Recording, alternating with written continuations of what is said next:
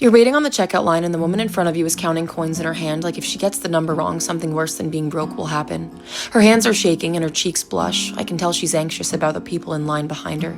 The cashier sighs and the world keeps reminding her that she's taking up too much time, too much space, too much air. She starts apologizing before anyone says anything. Her voice cracks like it's already given up on being heard.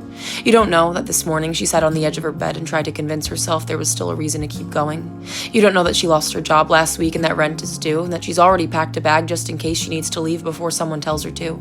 All you see is a girl who can't count her change fast enough. So you step forward. It's okay, you say, like it actually is. You slide a few dollars onto the counter and she looks at you surprised, like kindness is not something she's used to receiving.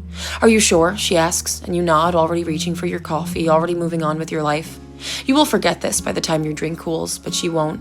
A girl sits in a lecture hall staring at a blank page while everyone else writes.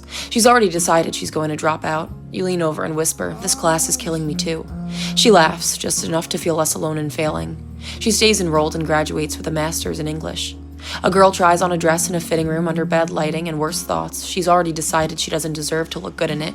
You walk past her and tell her that color was made for her. She buys it, wears it to something. She didn't believe she was beautiful enough to attend.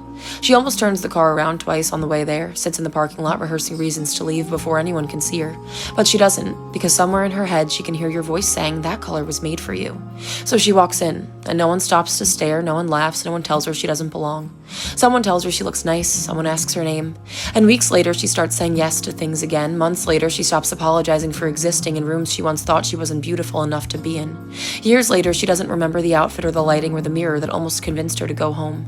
But she remembers that someone saw her before she knew how to see herself. And you will never know that a sentence you didn't think twice about became the voice she started replacing her own with. You will never know how many lives you changed just by being a part of theirs. How many people are standing on edges that don't look like edges at all. Checkout lines, lecture halls, fitting rooms, and you walk through them like it's just another day. A few dollars, a sentence, a kind gesture.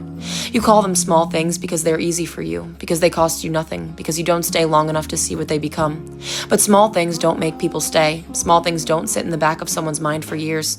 Small things don't change the way people view themselves. Kindness isn't small.